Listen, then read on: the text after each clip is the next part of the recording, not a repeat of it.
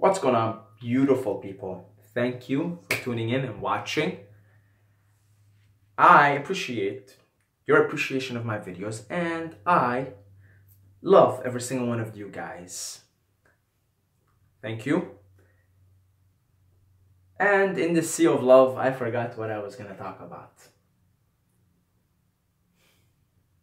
What was I going to talk about here? Yes. Why do we worship celebrities? Why are we so obsessed with celebrities? And what is this celebrity phenomena? What is going on here? What is this thing where somebody gets famous and now they have people wiping their assholes and giving them free shit, even though they have so much money, giving them like the most luxurious shit, even though they're the ones that can afford this stuff and they're getting it for free, and just having all this money and all this wealth and all this social status. What is going on here? What is this celebrity worship culture that many of us are deeply immersed in? And what can we do about it? Is it healthy? Is it unhealthy? Of course, first thing you would want to do is be like, this is bad shit, right? But I'm trying my best these days to look at things from a more immoral perspective, to sort of remove judgments and look at everything and just evaluate the cons, evaluate the pros, and evaluate why it's happening and how we can, by understanding why it's happening, we can make use of it in our own lives. So, celebrity worship. Why are people addicted to other people that are doing something? Why are we addicted to it? I mean, look, I grew up and all my idols, all my heroes were football players. Zinedine Zidane, Ronaldo, Dennis Bergkamp. For you guys, probably, if you're younger, you don't know who Dennis Bergkamp is, or you might have heard of him, but the guy was a fucking genius. First time I watched football was World Cup '98. I was 7 years old. And I saw him score the most magnificent goal against Argentina. Frank de Boer passes him the ball from like all the way from defense, and with 3 magnificent magical touches, puts it in the net. And I fell in love. I fell in love with the game. I fell in love with Dennis Bergkamp. I started watching. So I grew up like that. I grew up looking up to these guys, right? And, you know, up until maybe a few years ago, I used to just always watch soccer. I had posters of Ronaldo, of Messi, of Zinedine Zidane, of like all these guys, right? I was obsessed with this stuff. So I'm sort of a recovering, I don't know, what do they call them? Celebrity-holics? I don't know.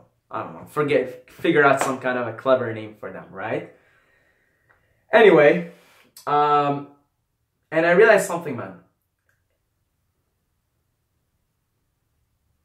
When we worship somebody as a celebrity, we're just looking at certain aspects of ourselves that are unmanifested, that lay within us. We're looking at the potential of ourselves.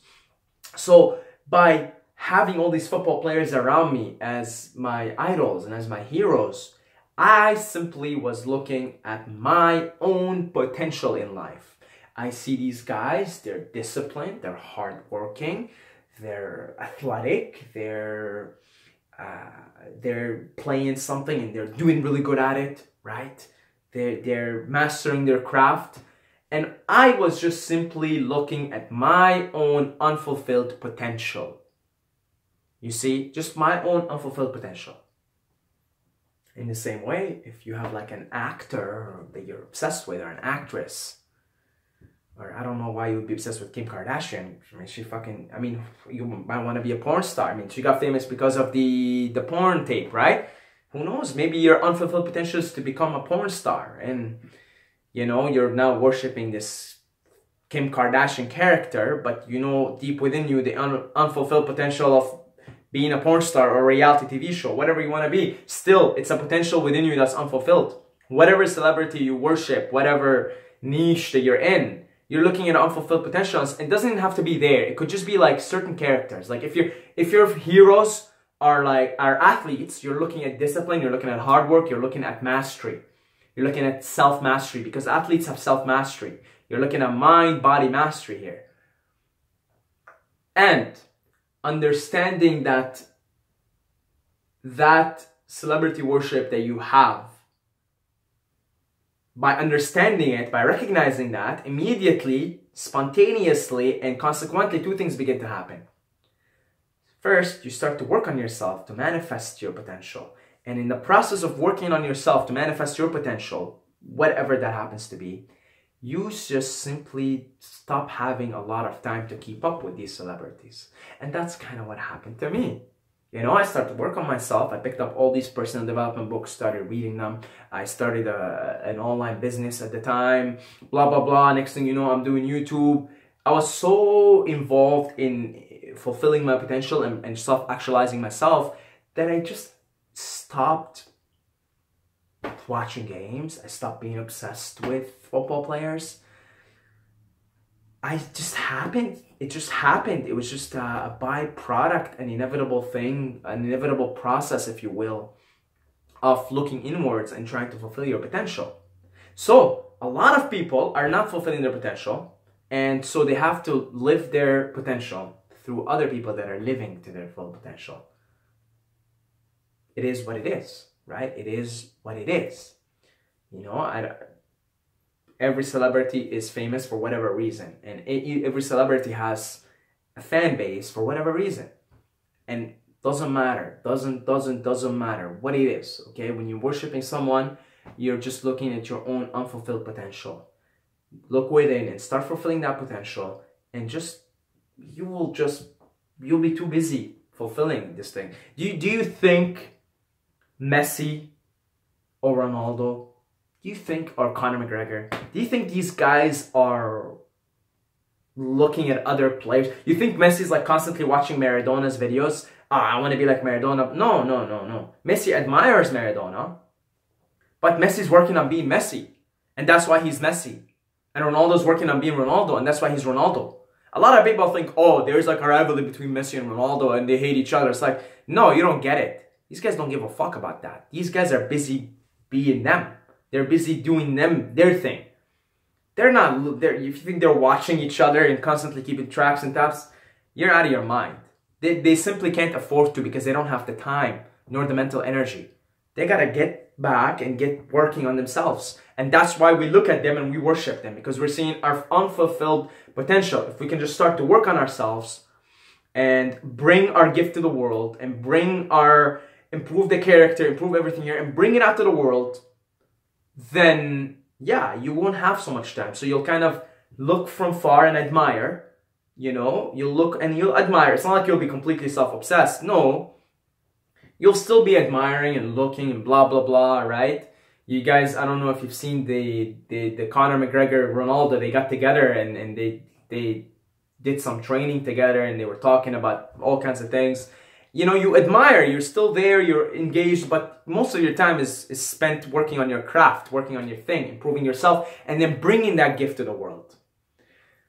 That's the solution to the epidemic of celebrity worship. The epidemic of celebrity worship is simply people not having fulfilling lives, not having meaning, not having something to work towards, not having their vaginas and or let's say ovaries and balls, right, tingled, you know, that tingling you feel like it's all over the place. They're not being tingled enough. They're not being excited enough to go out into the world and do their thing. They're not. So they have to live through the lens of someone else who is out and about doing their thing. Not to say that person's happy. I mean, you look at most actors in Hollywood and actresses, they get fucking blown on cocaine, they have like drug overdose issues, blah, blah. We're not saying they're happy, but we're saying they're doing their thing.